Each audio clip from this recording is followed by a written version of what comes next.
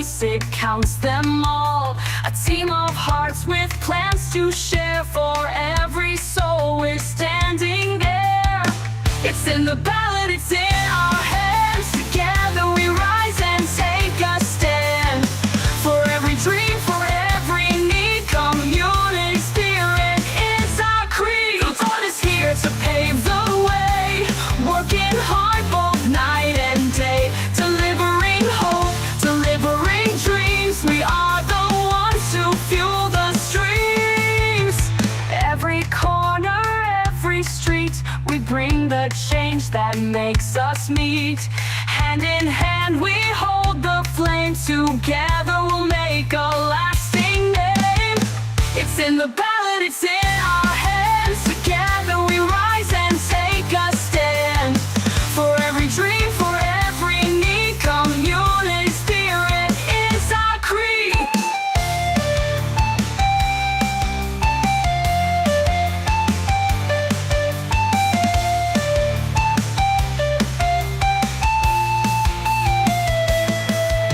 The vote is here to pave the way, working hard both night and day, delivering hope, delivering dreams. We are the ones to fuel the streams. Every corner, every street, we bring the change that makes us meet. Good afternoon, everybody. Today we've got the first half of the Tauranga Constituency for the Bay of Plenty Regional Council. Let's pan over and see your fantastic candidates who have put their hands up to become your next elected councillors. But with every election, there's one thing stepping in their way, and that's your vote.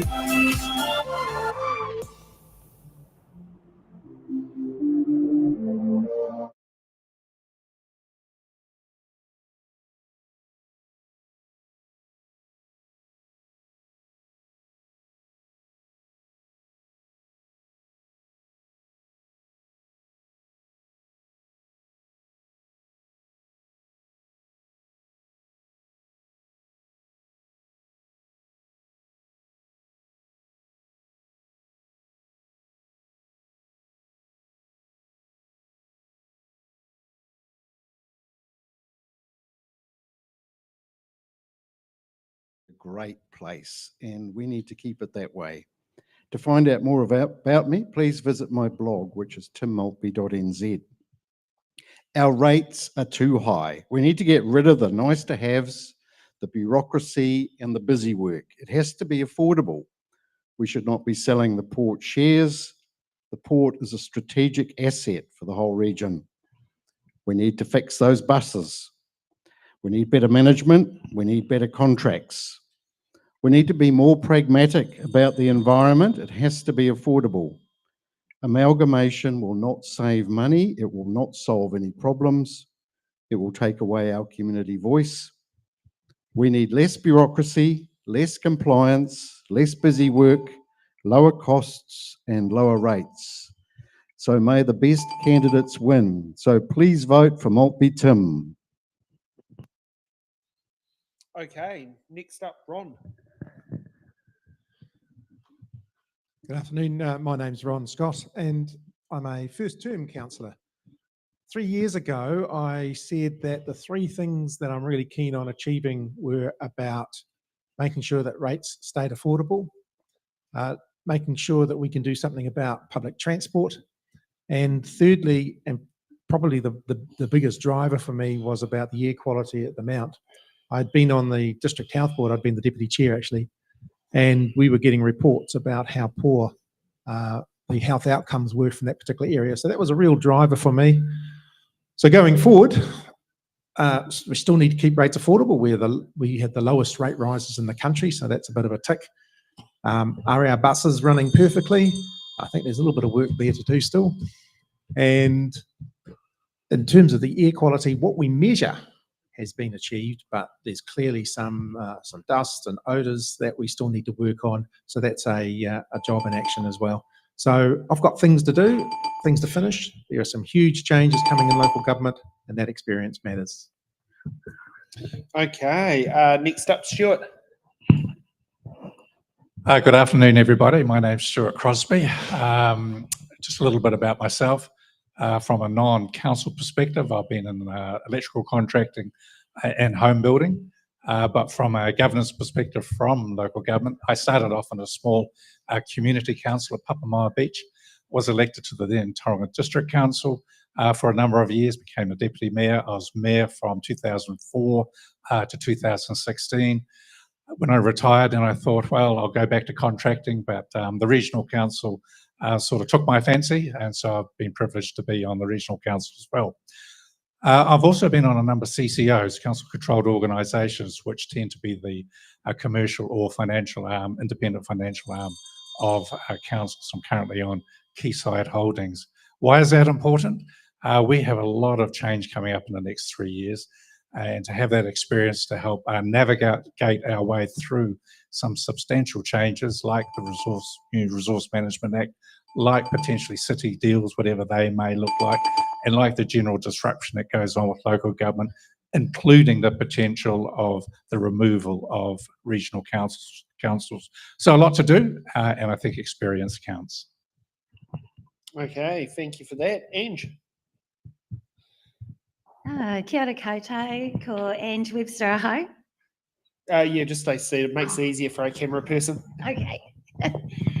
I'm standing for the Moa Ward in the Regional Council.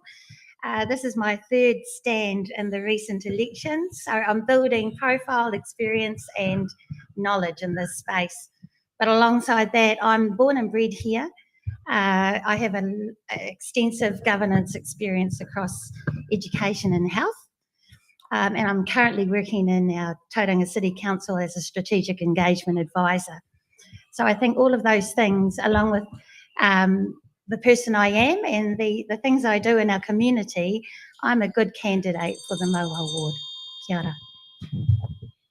Okay, next up, Glenn. Kia ora, my name's Glenn Dougal. I believe our council needs strong, practical, science-based decision-making at its table. And that's what's motivated me to stand in this year's election. I'm going to bring 20 years of business ownership, having worked in this region for over 20 years and worked with a number of our horticulturalists, our farmers, our exporters, our importers, and our service providers. I've also embedded myself in the community. I've been a Rotarian, and I'm also a director of Legacy Funerals, which is the Bay of Plenty's largest funeral home, and it's a unique business because it's a charity and it gives over has given over $4 million back to our local charities.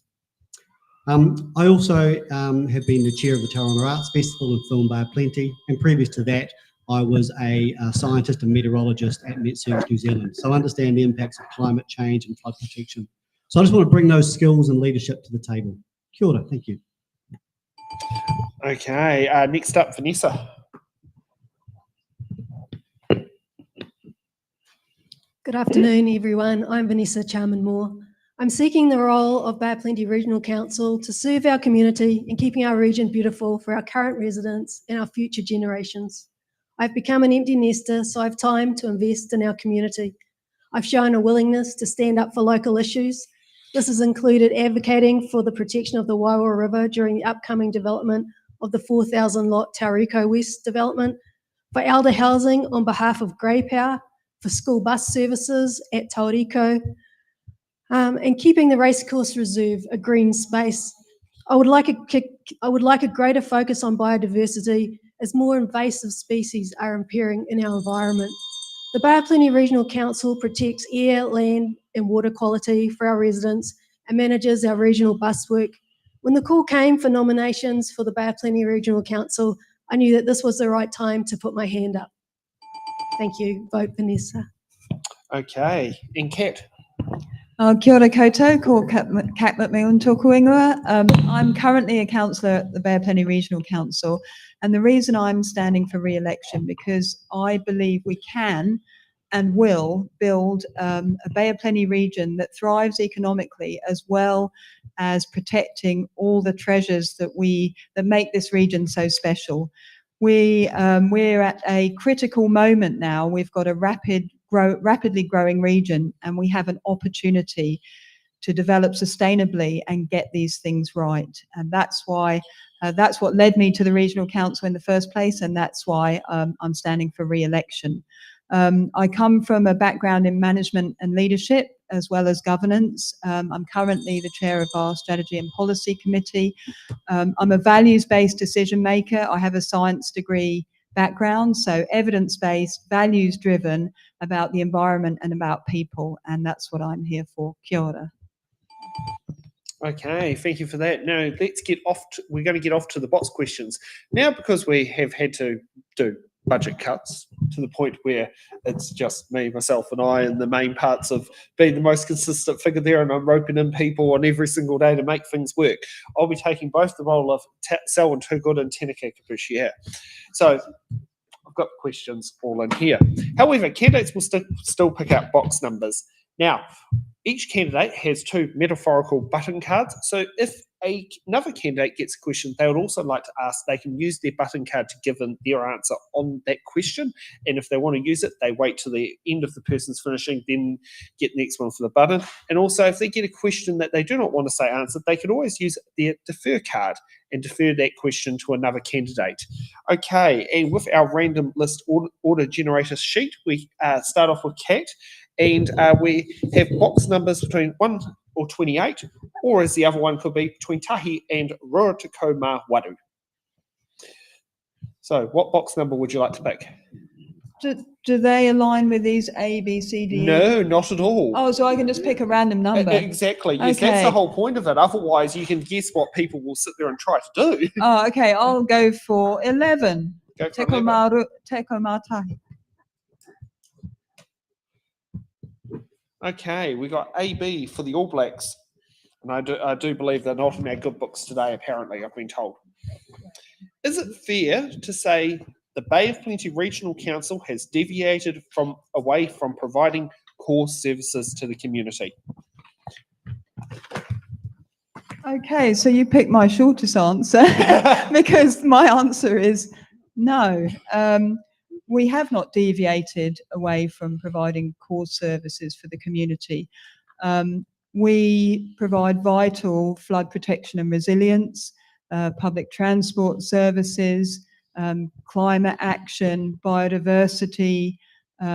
We have community funding for environmental organisations, the regional development that enhances our regional economy. There's a whole load of core services that we do, and cannot think of something that we do that is not a core service, to be honest. So, you know, I sit on a governance table looking over the organisation, and we hold our chief executive accountable, and there is nothing that we do that is not an important service to this region. Okay, next up, Tim, what box number? 12. Okay, we got K for Cunnerdale. Rates have increased significantly in the last 3 years. What will you do to ensure affordability for ratepayers while still funding essential services? Well, I've been saying for a long time that we need to review and restructure councils. Councils all across the country are suffering from the similar problems: too much bureaucracy, too much compliance, too much busy work, the costs are too high, bad contracting. So I would like to review the council organisation and the council spending, see what council needs to do, get rid of all the nice to haves, and reorganise council around that. We can go through the costs, try and find cost savings everywhere. I think there's a lot of room to save money, and we can probably actually improve the level of service rather than decrease it. We certainly have too many bureaucrats, but part of the problem, of course, is the government. I wish the government would just get out of the way and let the local councils get on with it, but they're always meddling with new legislation. So we need people who will fix council. I hope you sit there and mention the words called unfunded mandates go away. Yeah. Okay, Stuart, what box number? 22 and up. 22. Yes, I'm happy for that. My birthday. That's. Yeah, I'm trying to think. Yes, my actual age doesn't match a box number. Okay, we got C for Charlie. How will you stand for the community at the council table on issues where the council is not in support of them? Oh, that's a very good question, because it does happen from time to time. I think you get back to the fundamentals, what your role is as a governor. And the first role is actually laid out in the Local Government Act, which we don't need to get into, but it is around leadership. It is around assessing all the information for a particular issue and exercising your own experience and good judgment. From time to time, that does clash with the community's expectation. Not a lot, actually, but when it does, it becomes very public and quite political. My personal view is you stick to a set of values that you have, and then you exercise that good judgment based on those values. Then you always must communicate to the community what that decision was and the rationale why. Communities tend to think very short term, and that's just a natural phenomenon, whereas in our local government world, we have to look well ahead, because the decisions we make can last generations. Okay. Ange, what box number?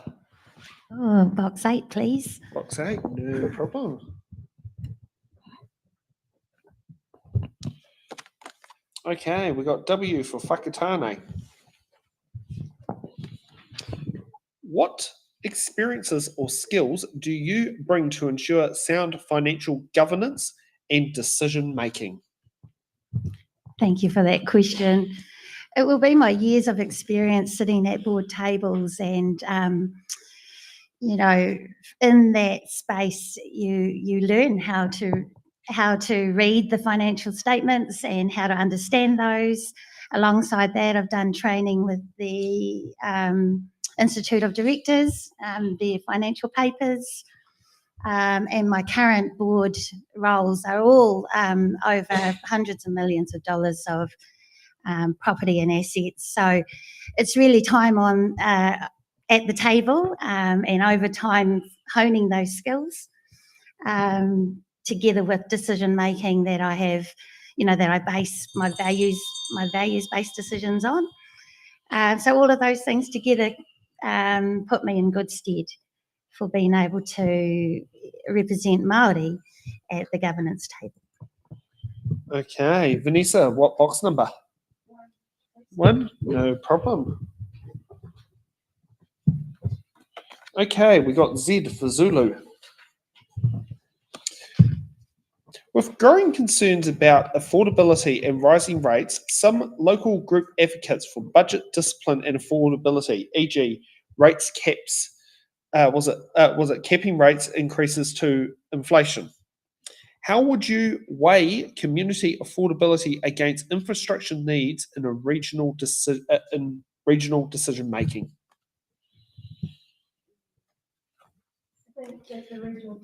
Microphone.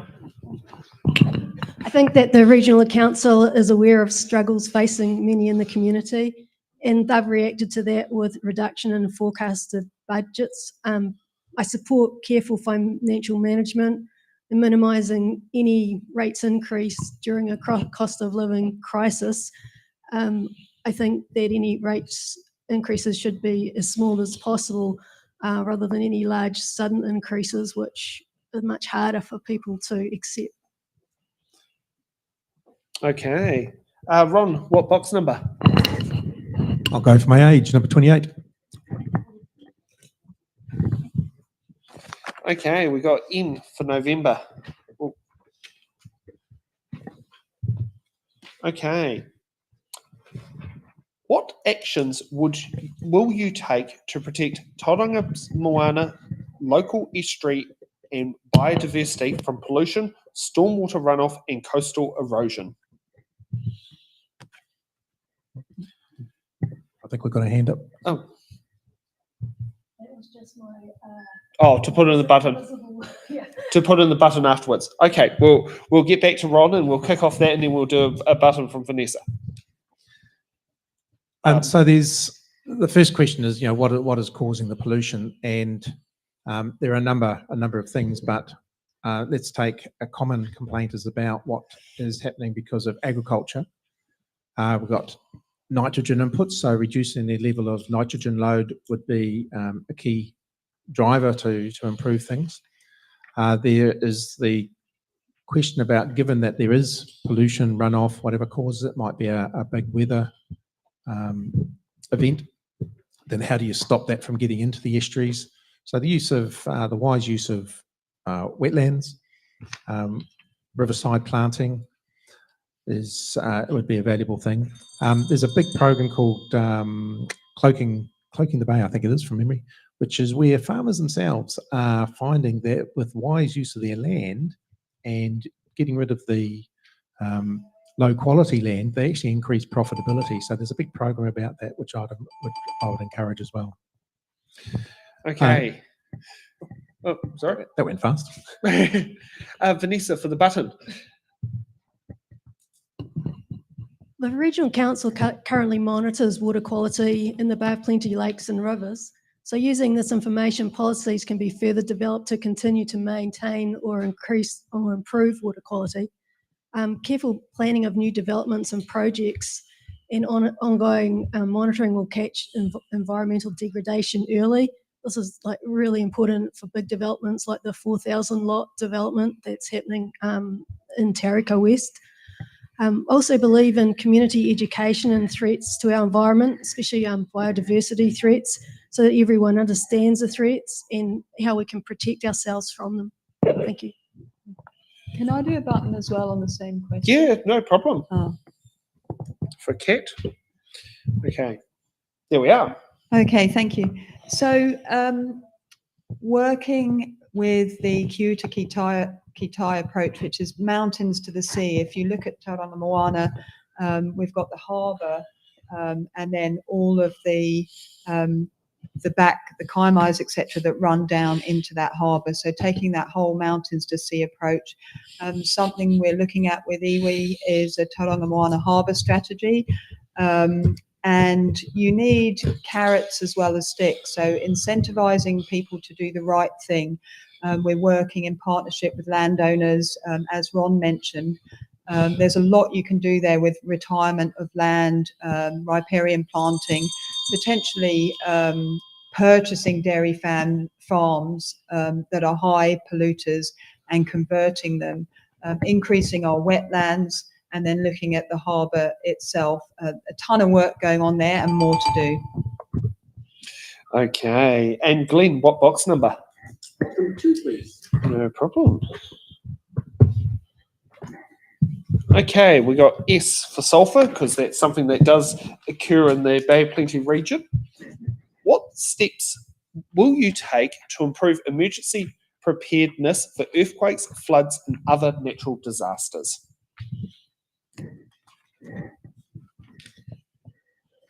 Great question. I was hoping to get this one with my meteorological background. I was trained in disaster management and weather forecasting and crisis management.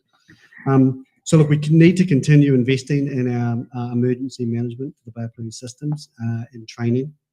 Our region is prone to earthquakes, floods, storms, and this readiness must remain a priority for our region.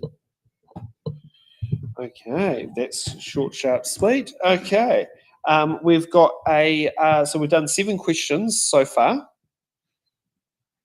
and off for another round. Ron, what box number? 27. 27, no problem.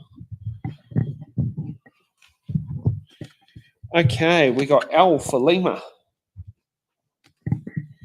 Trust in local government has taken a hit in Tauranga in recent years. How will you ensure transparency in decision making and rebuild confidence between council and the community? In a way, it's a bit of an unfair question because I suspect that the reason why confidence has fallen is not so much because of what the regional council's done, but perhaps what's been happening at city council level. However, talking about what the regional council can do, we've been working hard to make sure that our meetings are as open as possible. So that includes not only the formal meetings, but also the workshops that we run. So obviously there will be from time to time things that are commercially sensitive, or time sensitive, that can't be open at the time, but that should be the exception rather than the rule. I think the other way of increasing confidence is to make sure the process about how decisions are made, whether it's a consenting decision or any engagement that the public has with the council, is clear. It's apparent that there's a process that has been followed and there hasn't been any special favours given to any particular group. Okay, Ange, what box number? Oh, box number 3. Box number 3, we can do that. Okay, we have J for Juliet. What is your position on the National Policy Statement for Freshwater Management and its implementation locally? Thank you. So I'm aware that the policy statements, there's a pause or a halt time I'm councils administering those. But ultimately the purpose of the statement, I'm totally in support because it gives us guidance for how to take care of our fresh water, and it gives us indications for what are the measures that tell us whether our water is in good quality and good health. So for all of those reasons, I think they're really important tools for the regional council to utilise. Hopefully we'll have some clarity around what that should look like moving forward real soon. Okay. Yeah, button from Glenn. Yeah, that 2020 National Policy Statement sort of sets out the objective under the Resource Management Act for managing our fresh water. That National Policy Statement was recently amended in October 2024, and it includes some changes about the removal of specified vegetable growing areas. And I certainly don't agree with that, and I don't think our horticulture growers here also do not agree with that and are strongly lobbying against that. So I think we need to fight hard to reverse that decision. We need to make sure that we protect our growing areas, both in fruit and vegetables. The Bay of Plenty, we're the kiwi fruit growing capital of the world. That industry is worth $5 billion worth of revenue for us, and much of this revenue comes back directly to our growers. We need to make sure that with future increases of urban expansion, those unique kiwi fruit growing regions are protected. We're already seeing in areas like South Auckland, where productive areas like potatoes and broccoli are being lost to new housing developments. Once that land is lost, it can't be replaced. Oh, can I do a button as well? Yeah, yes, but it'll be your last one because you've already used one. That's all good. Okay, Yep. yeah, I'll go for it. Go for it. Yep. Yeah, so the new government proposed National Policy Statement for freshwater is a real challenge and has been opposed by most regional councils and science, basically. It's going to be detrimental to the environment. So we, as Anne said, we have had to do a pause on our plan change. And here are a few things that are going to come in this new statement. So remove all of the national bottom line. So, for example, nitrate, abandoning Te Manawaroa framework, increased risk of water contamination, Wetland protection has been weakened. Environmental scientists warn that removing the hierarchy would result in further degradation of already stressed waterways. So this is an issue. It could set the country back decades. The policy prioritises short-term agricultural and commercial interests over long-term environmental sustainability and public health protection. So yeah, a real challenge for us to navigate. Okay, and Glenn, what box number? May I have box number 5? Box number 5. Let's get on to that. We got T for Tauranga. How would you balance long-term asset renewal, e.g. transport, flood protection, with keeping rates manageable?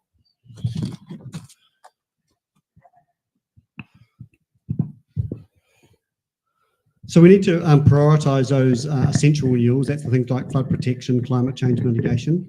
The transport system, obviously a review is required, and those things need to happen a little bit quicker. We are lucky here in the Bay of Plenty is that we do have the quayside investments and the Port of Tauranga investments, which give us a dividend, which will allow us to potentially fund our own infrastructure. So the creation of an infrastructure fund, for example, where we can manage those long-term assets. So we're in a very favourable position, and the previous councils previous council and councillors have done a great job to make sure we're in that position. And we're the envy of many regional councils around the country with the position that we're in. So, the creation of some infrastructure funds are one of the options that are at our disposal. Okay. Next up, Tim. What box number? I'll go for 6. Go for 6. No problem. Okay, we got Q for Queen Elizabeth II. Tauranga's economy is growing, but also vulnerable to infrastructural bottlenecks. What's your strategy to support business growth, the port, and tourism while ensuring sustainability? Tauranga has been one of the fastest growing areas in New Zealand. And I think the planning and the infrastructure hasn't kept up. We see that with the roads.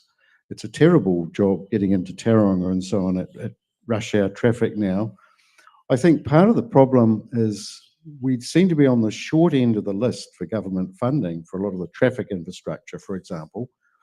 We've got 3 of New Zealand's toll roads, for example, and one just around Tauranga. So I think we've got to work better with government. We do have the regional deals going on at the moment in secret. The current councillors don't know what's going on. I think we need to look carefully. Well, this is more a Tauranga City problem.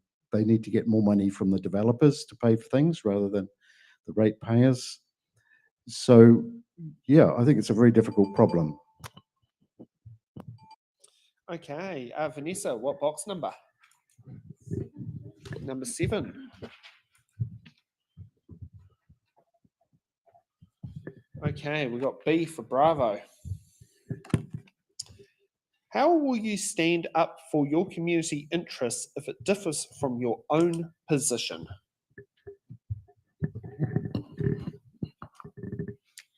Ultimately, I'll be representing the voters and the community.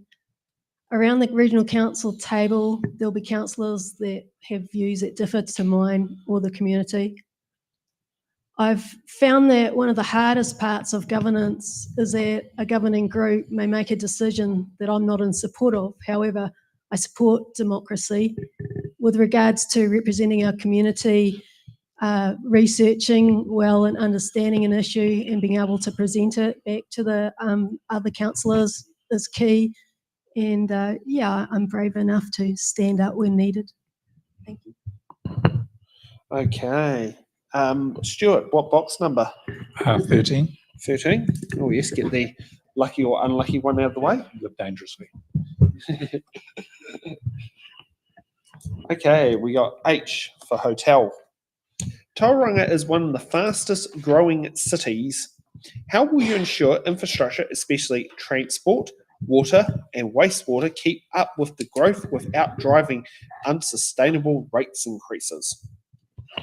Sure. So from a regional council perspective and their core roles, there are two areas. One in the natural hazard space, and in a way that's to protect communities from natural hazards, and we certainly do have them.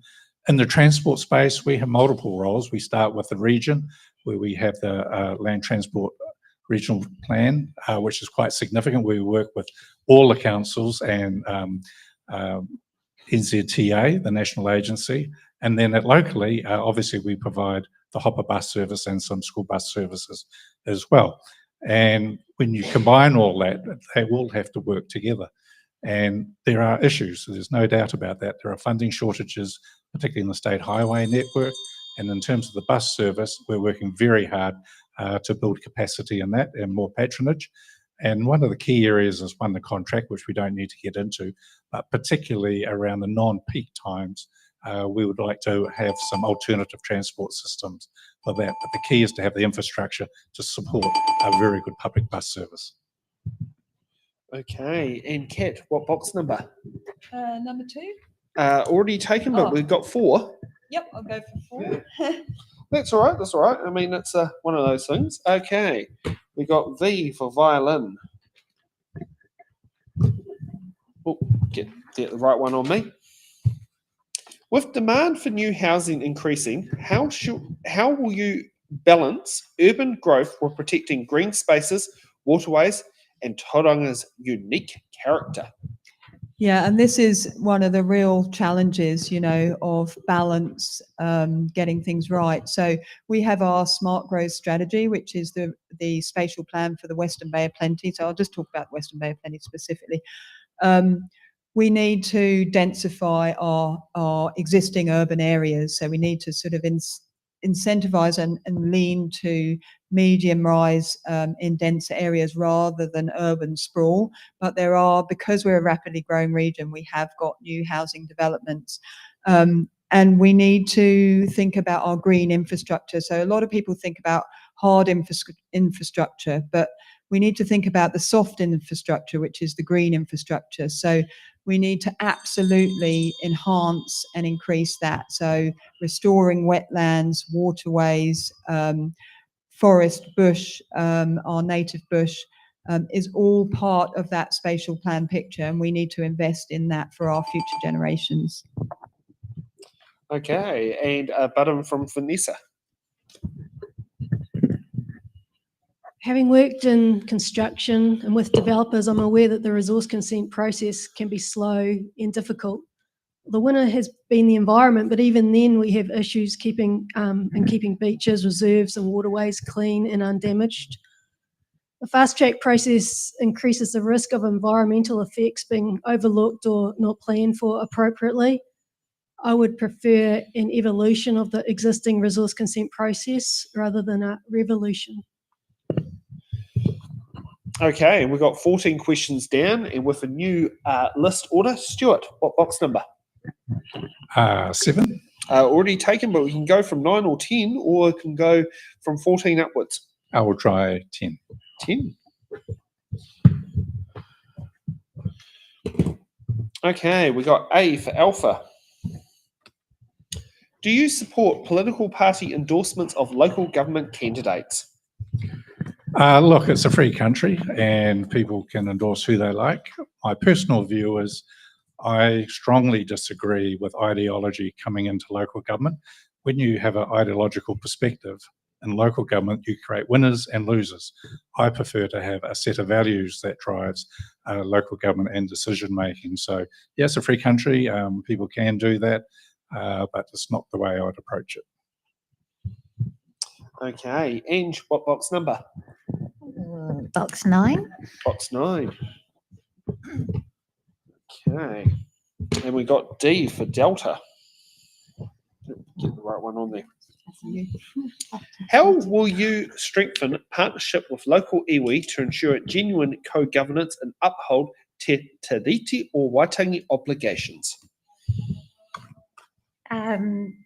The most important thing is to develop really strong, enduring relationships with local people, including local iwi and mana whenua. Like anyone, a strong relationship, blossoms into better and bigger things. And so on the scale of our region, it's that important to build strong relationships with everyone, including iwi and hapu. Genuine relationships mean that you're there for the good and the bad. So it's about ensuring you're not there just to take from the people that you're trying to relate with, that you're actually, building an enduring relationship where they partner in co-governance and make decisions alongside you. So it's really about building trust. That's my key message for any relationship, in particular iwi. Okay, and we have a button from Stuart. Yeah, thank you. So the Bay of Plenty actually has probably one of the most complex Māori relationships in New Zealand. We have 37 odd iwi, 265 odd hapu, a number of post-settlement treaty entities, and an enormous amount of land trusts. And it's very important that we have a practical, working, enduring relationship with all of those entities, rather than just approaching them when we actually want something. And so we invest quite heavily in that. It is a journey, quite a long journey, but I think we're making good progress. Okay, Vanessa, what box number? 14.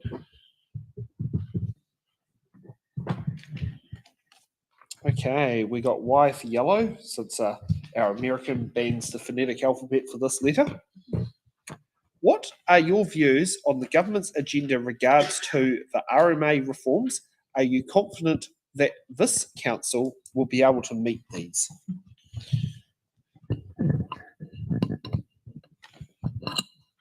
The RMA reforms may make it more difficult for the regional council to provide the level of environmental integrity that retains the beauty of the Bay of Plenty.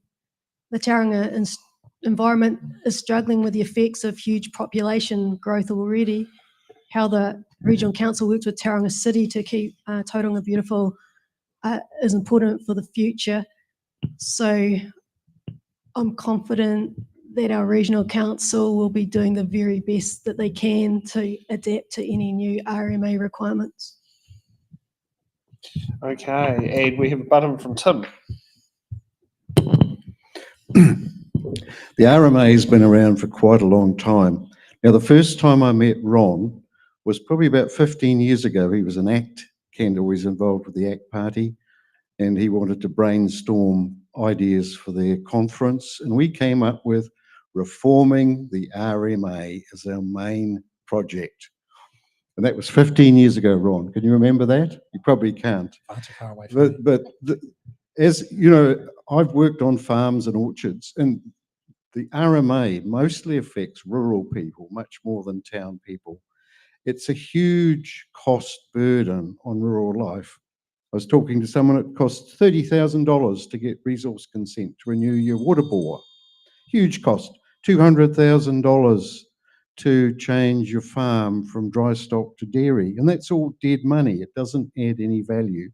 So we do need to get those reforms. We need to get them right. We need to reduce that bureaucracy. Okay, Glenn, what box number? Box number 25. Oh yes, the good old age when the insurance car excess drops.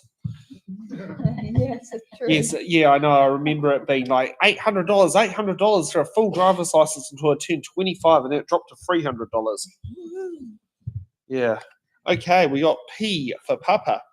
What is your position on water reform and how will you ensure Tauranga's residents have reliable, affordable, and safe drinking water?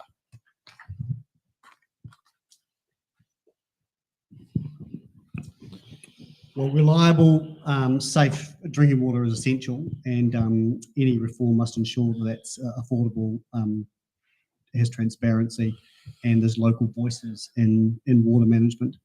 I believe the current discussions around water reform for our council colleagues and their direction to head towards a CCO again presents a good opportunity for the regional council to work more seamlessly with a new combined entity rather than multiple councils.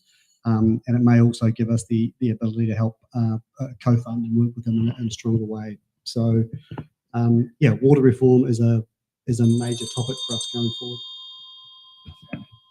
Yep, we've got a button from Stuart, followed by Tim. Yeah, I'm quite passionate about this. From a regional council's perspective, our role doesn't change much. We're a regulator and we issue resource consents to take water out and put water somewhere else. In terms of the Three Waters reform in Tauranga City, it can quite easily go on its own. To force it to set up a CCO and have other parties is going to cost a lot more money with no extra actual result. But more importantly, the fundamental role and the most important role city councillors do is to provide safe drinking water to their community. And they're about to hand that over to a lot of people that will not be accountable to it. There will be dual costs all over the place. And Tauranga City basically is recognised as having very good Three Waters infrastructure. Yes, there are some issues coming up with growth and resilience, but they can work their way through that. And ultimately, the people that will pay the money in a new entity will also be cross-subsidising the smaller entities that are in that combined area. They can set up alliances with other people to get the benefits of scale. And from my perspective and my experience, that's the best way to go about it. Okay, Tim. To me, Tauranga already has a very good water supply. We have safe, good water for drinking. This, to me, this is just another example of government overreach, where government legislation is creating unnecessary cost and burden on ratepayers. The Prime Minister has the cheek to accuse councils, quite rightly, of wasting money, but then the government passes this kind of legislation. I think it's an abomination, personally. So all it's going to do is add costs, add complexity without giving us any value. The government has changed the funding model to force councils like Western Bay to go into a multi-council CCO. They're deliberately trying to force councils into that water model. And it looks like they're providing a space for two large French water companies to come in and manage New Zealand's water. So they're using legislation to favour foreign companies, and I think that's abominable. Okay, Ron, what box number? I'll take box 20. Box 20. Okay. Okay, we got M for Mike. Do you support reviewing council spending priorities before turning to further rates increases? Yes. I've got 50 seconds left. Look, of course, we should be constantly reviewing what we're doing. The world changes. We've heard lots of examples about how the government is asking us to do different things with reform management, with water and so on. So that's going to be changing our environment. The transport system is going to be changing because we're going to be coming in for a new contract. The industries that we have here, there's so much that changes that you can't be setting and forgetting. So in every time that we go about thinking about what the rates are going to be doing, we want to be reviewing exactly what we do. Do we still need to do it? Do we still need to do it in the same way? Are there things we should be doing and should prioritise above what we're doing now? You could give us an extra $1 billion, we'd be able to spend it, but we've got to prioritise and decide what we can afford to do. Okay, Kat, what box number? Is 19 still available? Yes, it is. I'll have that, please, and then in a 19. No problem. Okay, we got O for Portakey. Do you support borrowing to fund major infrastructure, or should we focus on a pay-as-you-go model? Yeah, I do support borrowing, and the philosophy is we need to spread the cost for those that benefit over the time that people will be benefiting. So it would be unfair for people now to pay for everything that's going to benefit people in the future. So you need a level of borrowing. It needs to be balanced. And you need to be able to develop infrastructure when it's needed, and good infrastructure that's going to be sustainable in the long term. So you're making decisions now to put in infrastructure that it's going to be enduring for 30 plus years. No point in building cheap stuff that's not going to enhance mode shift, etc. It's just car centric, and then we're going to have a traffic jam by the day it's opened. So we need to invest, and to do that we need to borrow appropriately to build the right things. Okay. Tim, what box number? 26, please. 26. Okay, we've got E, and I'm going to vary from this one for the East Coast Main Trunk Line. I'm a rail nerd. The E for the East Coast Main Trunk Line. Yeah, which runs right through the middle of Tauranga. Yeah. How will you reduce rates without cutting vital services? This feels very fitting. Well, this is something I've been banging on away for a long time, is we've got to make council more efficient and effective. Council, they're not like a normal business. If they spend too much, they just put our rates up, whereas a normal business has to live within a budget, unless you're a very exceptional business, that is. So I think we need to review and restructure the council organisation, work out what we want it to do, no nice to haves, build a new organisation around that. We've got to get the right people in place, the right management. We need to control contracting costs. We need to have a very good look at everything we do. Everything, I mean, there's lots of things that we would all like to have, but we wind up paying for them. So we have to be very pragmatic and choose what we can afford, because if we can't afford to live in Tauranga, then this wonderful, marvellous place won't be very much use to us. Okay. So we've gone down to 21 questions, and we've got another round. And Glenn, you get to pick the next box number. 15. Number 15. Oh, yes. The old driver's license age. Oh, yes, yes. How many people got their driver's license at age 15? I did hold off till I was 25 when I got my 2 hour, and I was 30. I was 30 by the time I actually finally set the test and got my two full. So yes, I can. Yeah, always a lot of fun. Okay, so we got I for India. How can the council contribute to civil defence and emergency management in our area? Well, it's one of our critical roles. So, the Regional Council has a strong emergency management plan, and any kind of crisis hubs or flood warning systems that need to be in place. Again, as I've discussed through my meteorological background, really value that preparedness, and we can never be too prepared for these emergencies. There was a lot of lessons that have been learnt from Cyclone Gabriel, and a lot of reform that's come through in the latest act implemented, and we need to work hard to implement those changes and make sure for the next event that affects our region that we do our best to make sure we're prepared as possible. Okay, Tim, what box number? Oh, that's a good number. I would say 24. Oh yes, the good old age where parental income is not considered on student allowances. That's my next birthday, 24. Oh, okay. Yeah. Age 24. Age 20. I'll be age 20. I wonder how many times over. Okay, we got G for golf.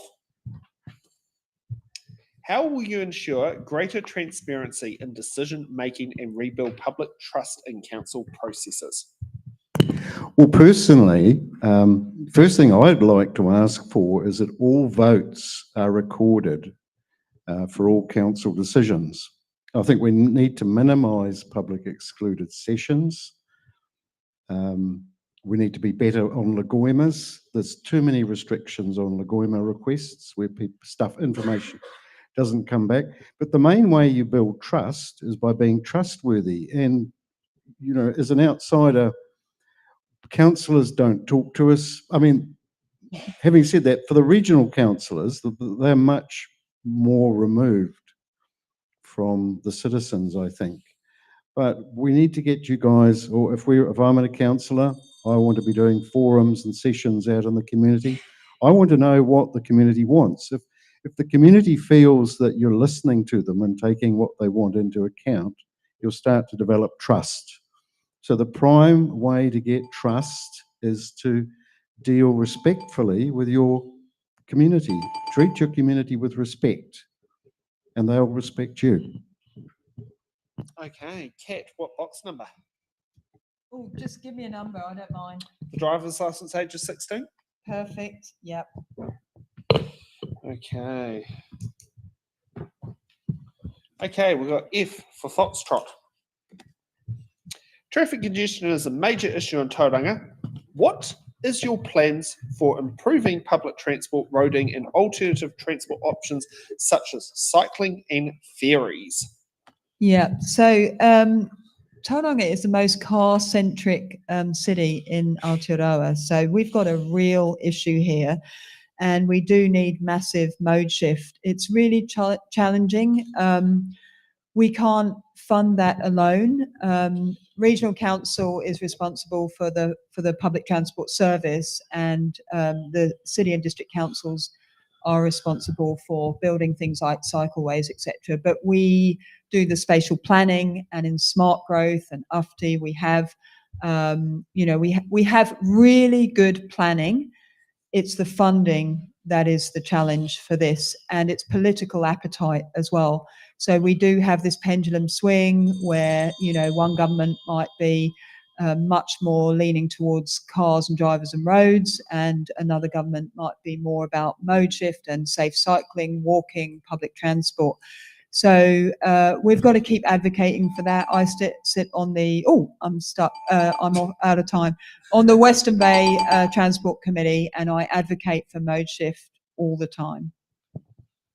Okay, Ange, what box number? Yeah, can you just choose a number for me, please, Sam? The voting age of 18.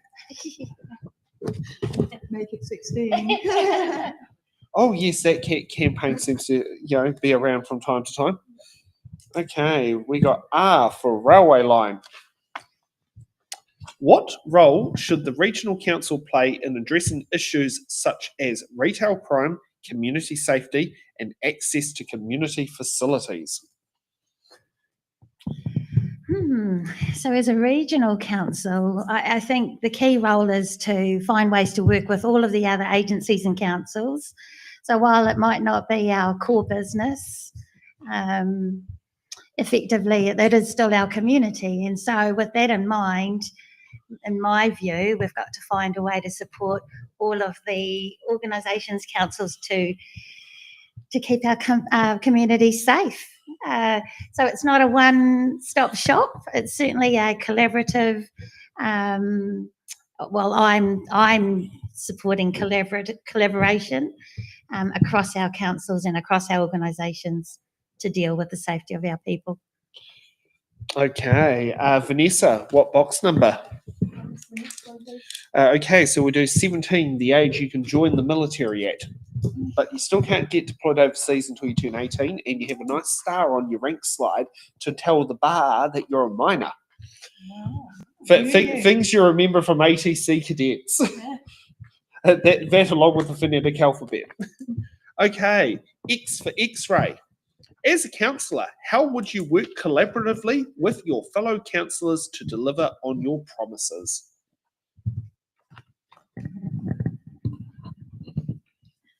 I believe in collaborative decision making rather than the command and control management style of the past.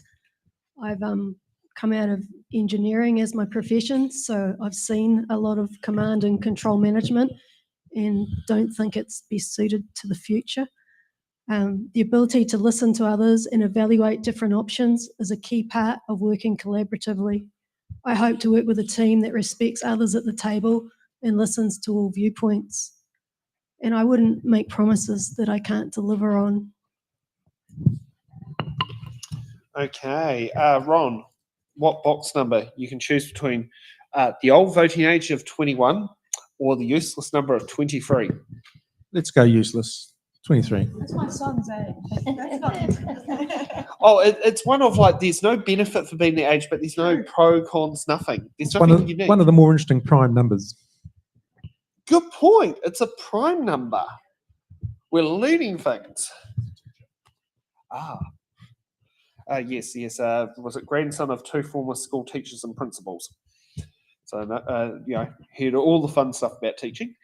How will you balance economic growth with the need to reduce environmental impacts from agriculture, forestry, and other industries? Yeah, you have to be careful. Pardon me. You have to be careful that you don't end up with binary sort of questions. One of the big questions behind some of the National Direction for Water, for instance, is about the need to still be growing domestically grown vegetables, and to do that, a lot of the way in which you use water will degrade or can easily degrade the nearest waterways. So you think, well, what's more important, to feed people or to keep water pure? So it's, it becomes one of those binary questions, which is not really a binary question. So in terms of economic growth, we want to obviously have more people working in work. If we're going to get growth, and I don't think we have choice over the number of people moving to Tauranga, we need to make sure that it fits in with our smart growth plan.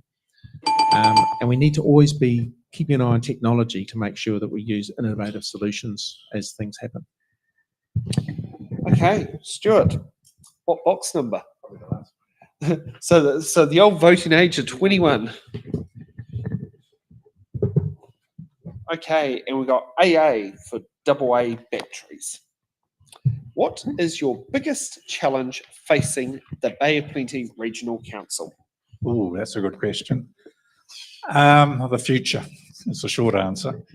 We have been in uncertain times of recent, and the next 3 years will be in very uncertain times. We have a government of the day who have been making noises about getting rid of regional councils, which is a rather ad hoc way. My personal view is that we should have a really independent look at the form and function of local government, including how it's funded. It should be independent, and it should have a lot of consultation on that, rather than just saying, oh, we'll get rid of regional councils, or you can join with somebody else. So that, I think, is ultimately the big decision, and it's going to be very unsettling to carry on to do our usual business, as well as all these major distractions on the side. Okay, thank you for that, candidates. We're going to take a 10-minute break, and then we'll come back for hard-hitting questions.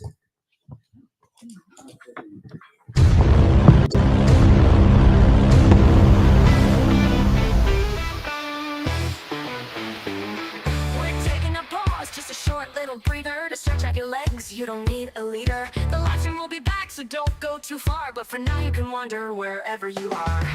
Intermissions aren't really a thing anymore, but we think they're cool, a tradition to adore. A moment to breathe, have a laugh, maybe chat. There's magic in breaks, and we're keeping that. Head to the lobby, your kitchen with glee, for snacks that are tasty and drinks. Fill up your plate, pour a glass, take your time, then come back refreshed. We'll resume on a dime.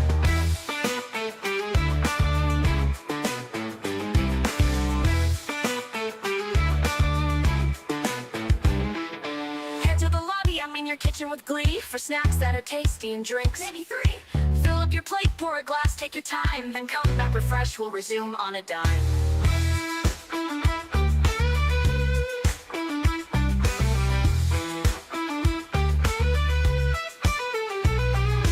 Into the lobby, your kitchen with glee, for snacks that are tasty and drinks. Maybe 3.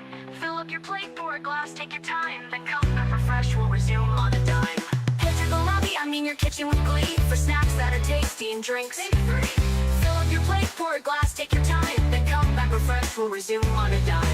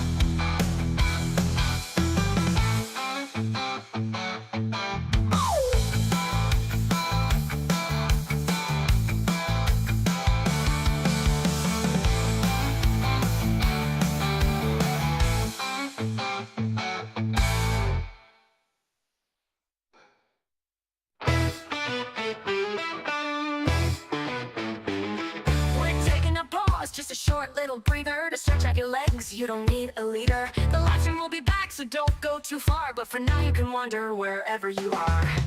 Intermissions aren't really a thing anymore, but we think they're cool, a tradition to adore. A moment to breathe, have a laugh, maybe chat, there's magic in breaks. And we're keeping that, head to the lobby, I mean your kitchen with glee, for snacks that are tasty and drinks. Fill up your plate, pour a glass, take your time, then come back refreshed, we'll resume on a dime.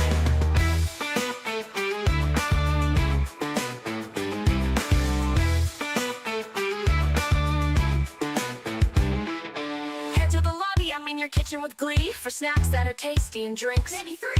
Fill up your plate, pour a glass, take your time, then come back refreshed, we'll resume on a dime.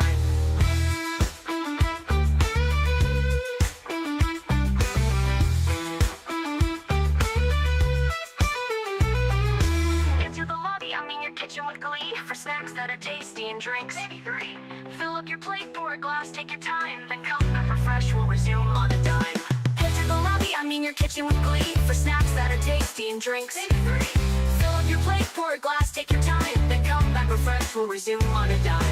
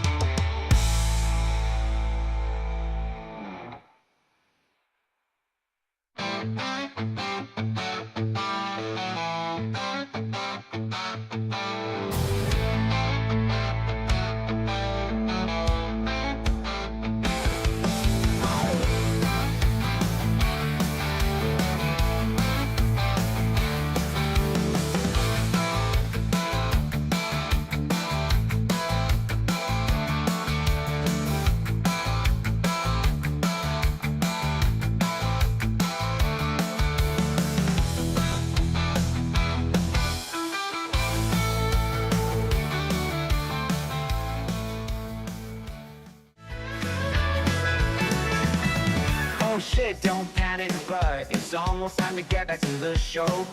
The candidates have stretched their legs, been partying, taking a break. Cause there's still hard-hitting questions, closing statements and stuff you wanna know. So grab those snacks for their answers and prep for decisions you need to make. Oh, oh, oh, oh, oh, oh, oh. The candidates have stretched their leg. The candidates have stretched their legs, been partying, taking a break. Oh, oh, oh, oh, oh, oh, oh. There's still hard-hitting questions, closing statements and stuff you wanna know. So grab the snack you wanna know. Grab those snacks to the answers and prep for decisions you need to make. Oh, oh, oh, oh, oh, oh, oh.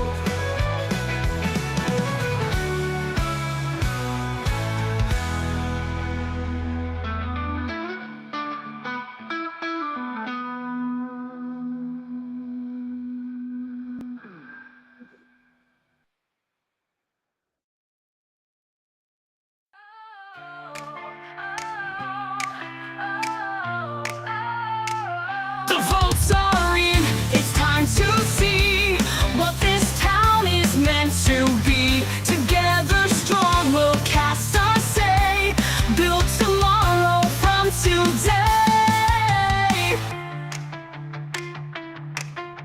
Side by side we make the call, every voice it counts them all. A team of hearts with plans to share, for every soul we're standing there. It's in the ballot, it's in our hands. Together we rise and take a stand. For every dream, for every need, community spirit is our creed. The vote is here to pave the way. Hey, and welcome back to It's in the Ballot. Now let's get ready for hard-hitting questions.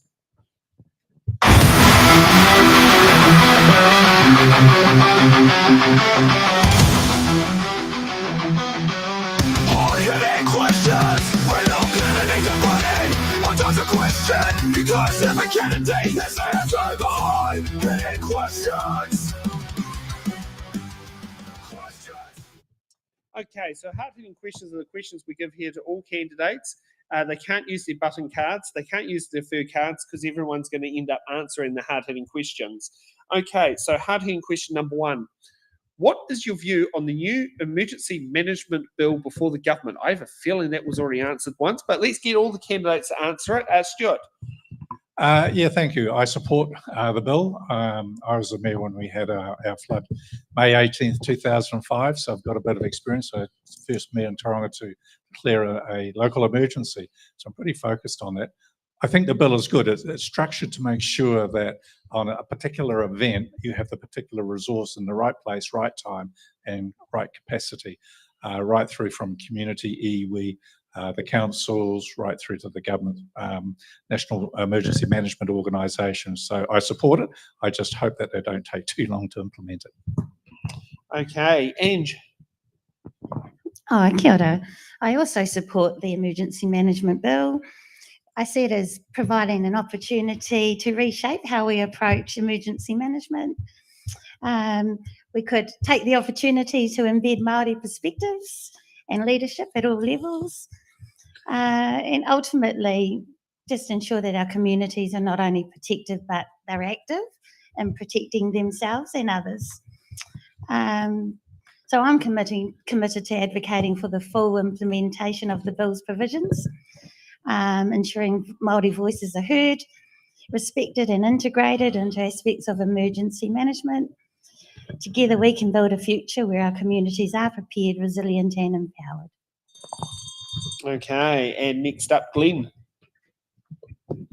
Yeah, look, the Bay of Plenty is a high-risk region. We've got, earthquakes like White Island. We've got flooding around the potentials in Whakatangi and the Rangatahi Plains. We have landslides. We have coastal hazards, Papamoa, Ahupi. Cyclone Gabriel highlighted a lot of these vulnerabilities. So, yeah, totally support the national framework, but want to make sure delivery must stay responsive and local. I think the emergency management plans at Bay of Plenty Regional Council crisis hub are putting in place, I think, are good examples and are the right direction of travel. Always the key thing on this debate, though, which I'm pleased to take up with government if successfully elected, is who pays for the resilience. Is that going to be local, or is that going to be central government, or how do we get that fair? Okay, Ron. Yeah, there's getting less and less that you can say. It's a sensible thing. It's in response to previous emergencies. Interestingly, just this week, the local or the regional emergency staff, I think it was about 100 of them, got together and went through an exercise. So in this region, we're working well, but it's really important to have a regime where there's good communication when the emergency arises. Obviously, there's readiness beforehand, that there's infrastructure available, resources available. We learned in Gisborne when the whole city was cut off that was a problem. So the emergency management bill addresses a lot of those things, and you've got to support it. Okay, Kat. Yeah, I too am supportive of it. So there's some really good things in it, and I really like the way they've actually sort of really listened and learned from recent weather events and climate events that have happened, and looked at what the gaps are. And so, for example, the modernised and inclusive approach. So, as Ange mentioned, iwi, etc., community really leading out on some of this stuff, which is what happens anyway. Community know what to do in a crisis. They need to be enabled and supported to do it, which is just what happened with the RENA, and Stuart will have a lot of experience of that. The whole of society approach, really, of civil defence. They've got clearer command structure coming through, enhanced agency powers, improved planning, and replacement of the old legislation, which is 25 years old. So a lot has changed and a lot will be coming at us. Okay, Tim. I think it's a great idea in principle. We do need to be prepared for emergencies. The trouble is you never know what emergency you're going to get. So it's very difficult to plan and have resources. So for example, if there was a tsunami that hit Papamoa, what do you do with 10,000 people who've lost their homes? How can you actually prepare for that and have the resources ready? I think one of the keys is resilience of the individual. And I think that's something we've lost. From my time when we were children, we were resilient from very young age up. We had things like scouts. We had military training. I did military cadets at high school. Or make you a resilient individual. And I think the individuals are the key to emergency management. We need to help each other in a community. We need to help ourselves. We need to be prepared individually with our own emergency kit, water supply, food supply, etc., etc. Okay, and Vanessa. The new bill is designed to clarify national, regional and local roles to avoid and reduce confusion during an emergency. Critical infrastructure providers will have clearer obligations in planning for emergencies, which should help the resilience of essential services such as power and telecommunications. The reforms require enable greater Māori involvement at all levels, as well as increasing community involvement, especially those groups most likely to be affected by an emergency. It seems like the Regional Council will still have the important role as the administering authority. This new bill should improve the ability to respond to an emergency. Okay, let's get on to hard-hitting question number 2. Are you comfortable with the way the Regional Council manages its debt position? And I'll just spit out a new random order. Glenn, you get to go first. Yeah, look, from what I can see, the Bay Plenty Regional Council's borrowings in the order of around about 270 to about 300 million. So, relative to rates income, the net debt, appears modest, and some could even say it's negative if you take into account the liquid assets being more than the liabilities in some measures. So look, I'm comfortable with prudent borrowing for things like flood protection and climate resilience. but the council has always got to maintain a strong balance sheet to afford that. Okay, Ange.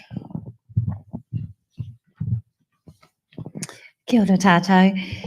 So debt, when managed wisely, is a tool that allows us to invest in essential infrastructure for our growing communities. So I am comfortable with supporting responsible borrowing, but when it's transparent, sustainable and balanced, with the need to keep rates affordable. So all of those things. I will advocate for strong financial oversight, clear communication with our whānau and careful planning to ensure our debt position does not become a burden for the future.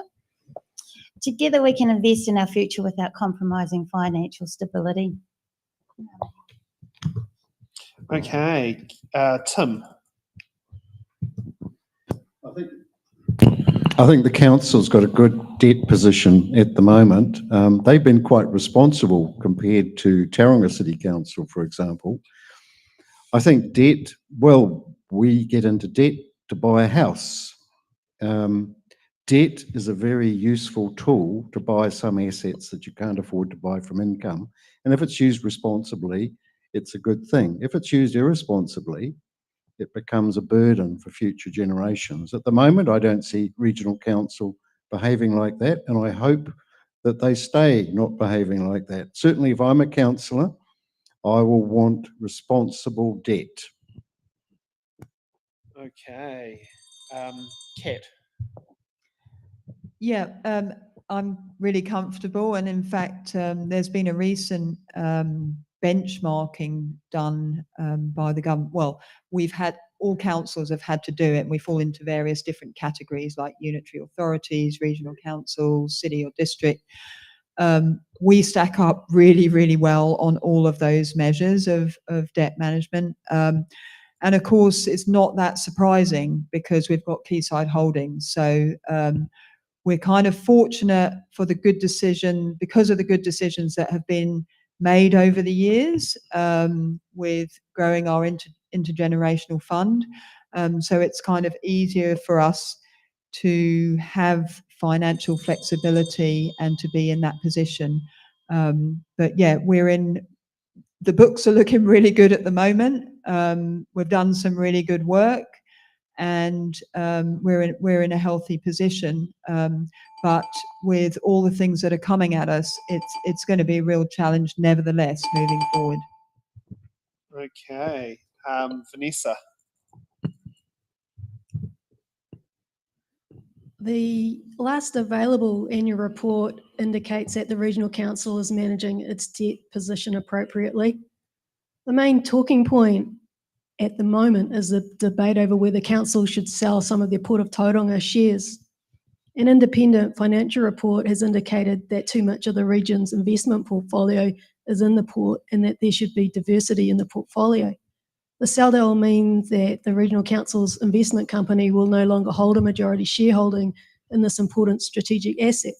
However, the sale of the shares will allow the council to reduce debt if they want and invest in infrastructure and other higher performing shares.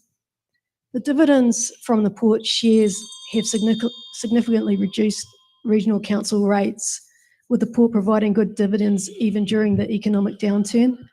On balance, keeping the majority shareholding in such a strategic asset makes sense.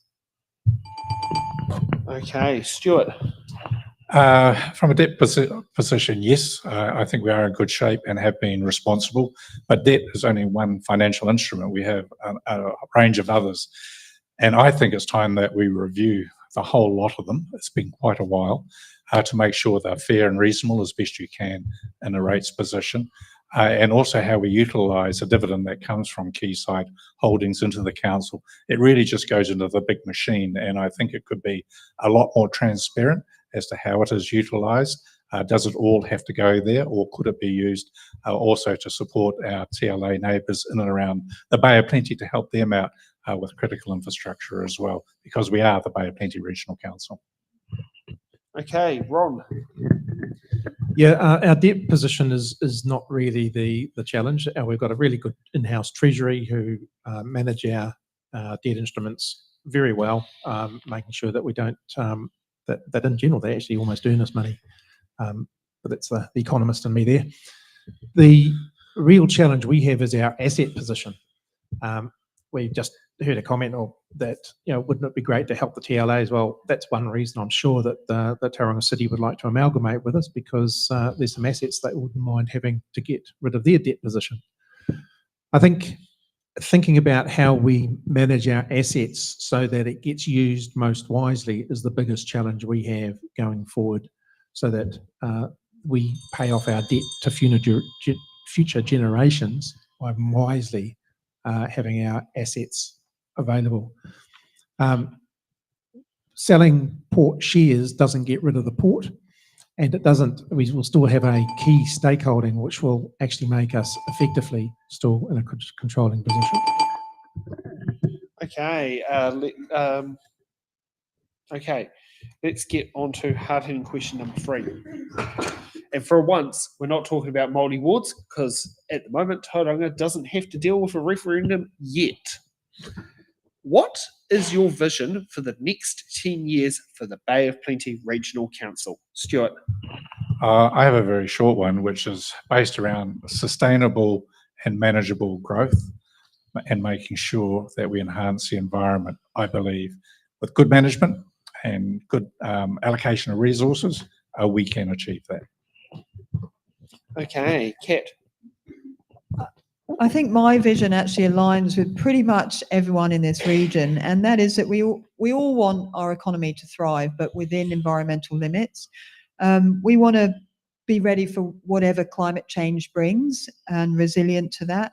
We want to be able to enjoy nature with our families. We want our families now and in the future to be able to swim in clean lakes and rivers. We want the air that we breathe to be clean and fresh. We want to be safe on the water. We want to be able to move easily around our city and connect to where we want to go, live, work, play, learn, connect with loved ones. We want key signs in intergenerational fund to keep growing and growing, whilst also benefiting each and every one of us today. And if disaster strikes, we want our emergency management systems to be world class. So that's what I'm working for you. I believe that you probably share that vision too, and that's what I'll continue to do. Okay, Ange. Oh, kia ora tātou. I certainly share that vision, Kat, and add to that, for me, my vision for the next 10 years for the Māori constituency is one of thriving whānau, strong relationships, and a healthy environment. I want to see mana whenua fully empowered as partners in decision making, with te tiriti o Waitangi honoured in every council action. Together we will protect our precious waterways and taonga while supporting sustainable growth that benefits all.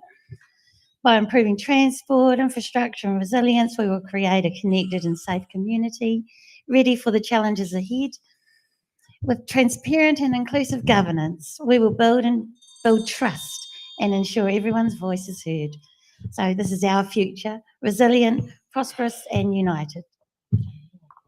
Okay, next up, Glenn. My vision for the next 10 years is a resilient Bay of Plenty. That means clean air, clean water, protection from floods, environmentally responsible land, with our port and quayside dividends safeguarding affordability for future generations. Simply, when the land is well, our people are well, and our job is to keep the land well. Okay, Ron. So over the next 10 years, two ways you can look at this question. One is about the Bay of Plenty Regional Council, and one is about the Bay of Plenty region. The council may or may not be here in 10 years, judging by some of the comments being made by members of the government. But in any case, someone will be having to make sure that we have clean air, clean water, clean land, and do the looking after the environment stuff. There's also the making sure that the people who do live here have a great life, protected from natural disasters and emergencies, being able to get around, whatever that might mean in 10 years, so that we may be well past any particular form of transport we see today. And then someone will have to be continuing on the longer than 10-year planning. So I would like to see whoever's doing it, a 50-year plan, perhaps something that we might see in Smart Growth done well. Okay, Tim.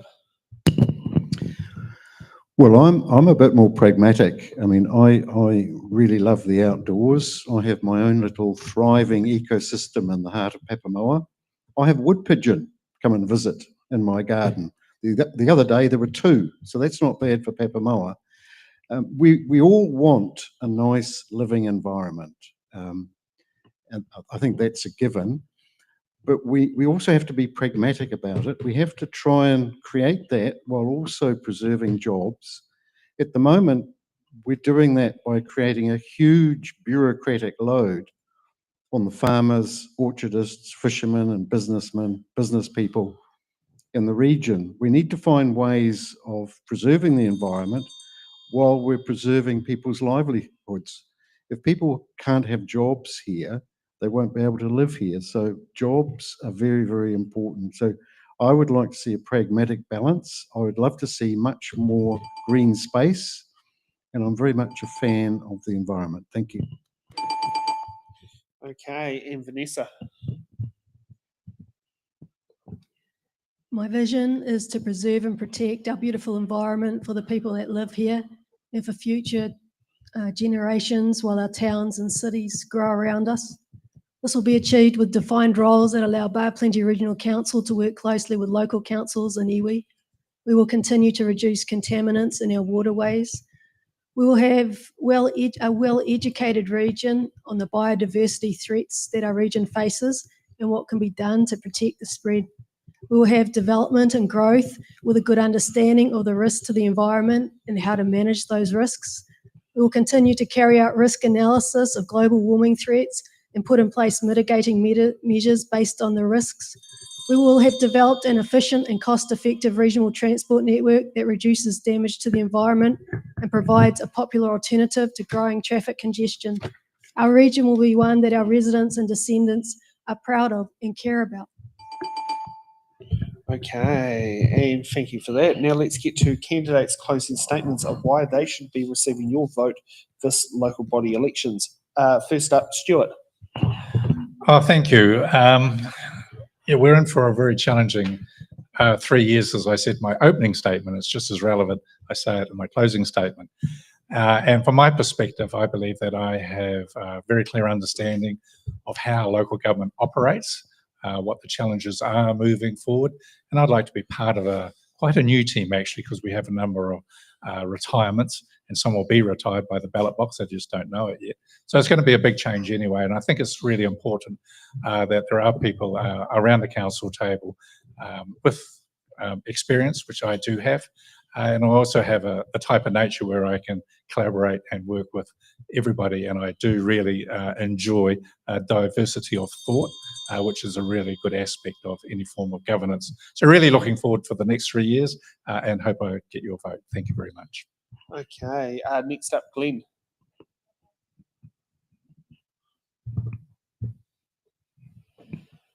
Kia ora.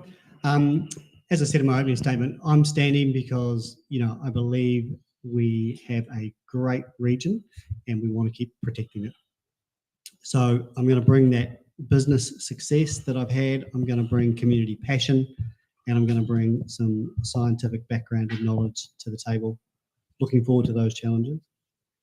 The challenges that we need to face are going to range from that RMA reform in the next 3 years and our financial stability. And a lot of that is going to rest on the potential sale of the Port of Tauranga shares.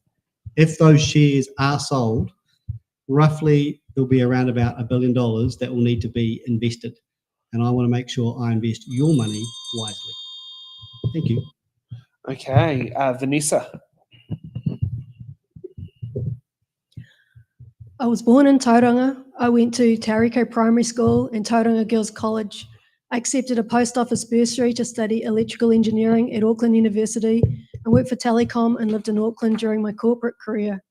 We live in Tauriko in the Tauranga Constituency, where my family has lived for 50 years. My children also grew up here and now attend Auckland University. In 2012, I was appointed project manager for the Tauranga Fibre Network build, a challenging project passing 40,000 houses over 6 years. This gave me valuable experience in leadership, teamwork, and minimising the effects on the local environment. I now work in senior real estate, specialising in housing for empty nesters, retirees, and downsizers. I volunteer on the Grey Cow Committee. I'm a very keen golfer, and I've been on the Tauranga Golf Club board. I have the community passion, career experience, education, and determination to represent you successfully as a Bay of Plenty Regional Councillor. Please vote Vanessa. Okay, next up, Kat. Oh, kia ora. I mean, the bottom line is that I'm pushing for decisions that enhance the lives of people and improve environmental outcomes. And as Stuart said, there's a whole load of things coming at regional council and local government over the next 3 to 5 years. I'm already sitting in the as chair in the Strategy and Policy Committee. I'm right across all of these reforms and the strategic decision making that we need to be looking at to go forward and navigate these. So whether it's the RMA reform, the future for local government, all of those things, we've got a challenging economic environment layered on top of that.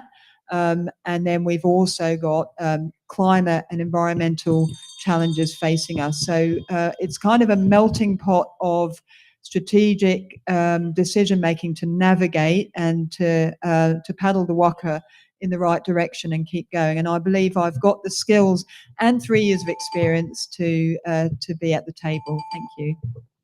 Okay, next up, Ron. Yes, I want to, I'm asking for your vote again because over the last 3 years I've learned so much about what it means to be in local government, and we've done a lot of work on trying to prepare for what the reforms mean. I'm an economist, but I've also got a degree in geography and history, which means that I don't come at a problem from just one angle. I think of the different ways you can look at a challenge before coming up with solutions. But more than the academic, I'm also very much involved community-wise at a national level. I'm on the board of the Foundation of the Blind, on the board of Consumer, and at a local level, I was chair of the establishment board for Suzanne O'Bear Catholic School. I'm on the committee establishing the Gate Parr Community Centre. I'm a justice of the peace, so that gives me an idea of what's happening at community level, national, local, and with some sort of ability to look at data and work my way through a challenge by identifying the challenge first before coming up with a solution. So please vote for Ron Scott. Okay, Tim. Well, as we've heard today, there are a lot of complex issues for regional council to deal with, a lot coming up. I see the biggest issue for council is controlling costs. Council needs to be more effective and efficient. We need to get the essential things done, and it has to be affordable. We need less bureaucracy, less compliance, less busy work, lower costs and lower rates. We need sensible decisions that are affordable. We need to be pragmatic.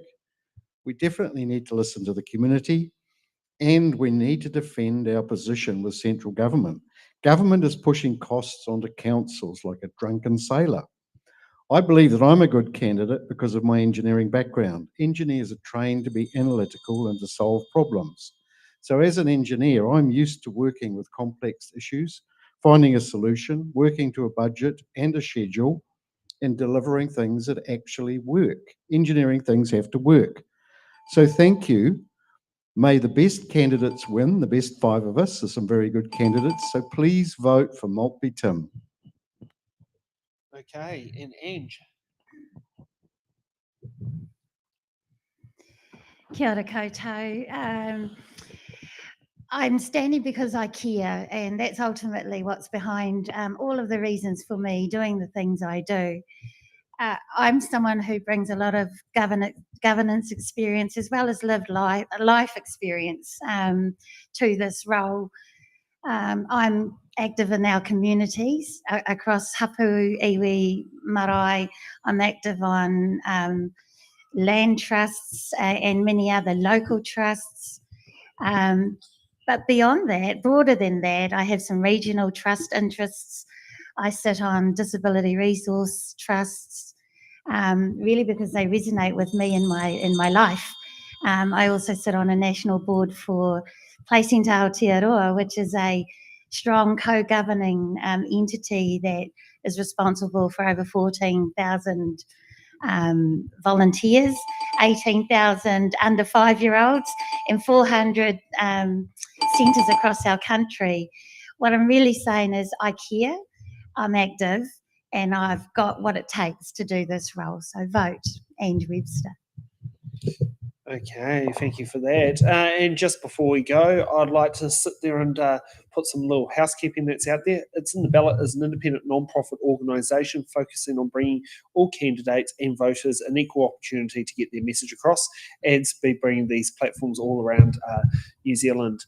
If you'd like to help support our platform, you can always head to our Give a Little page and put in a donation on there. You can also head to our Eventbrite page and buy a ticket, a koha without admission or a koha ticket to help fund these things.